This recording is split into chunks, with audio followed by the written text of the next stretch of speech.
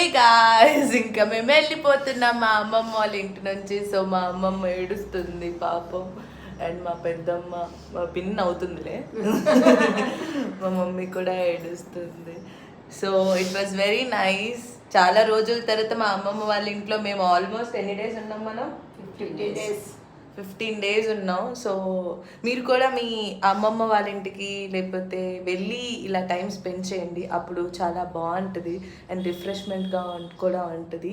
So end of the day relationships are really matter.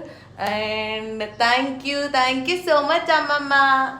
చూడట్లేదు అసలు మా మమ్మీ ఇప్పుడు దాకా మాది ఓదార్పు యాత్రలు జరిగాయి అనుకోండి.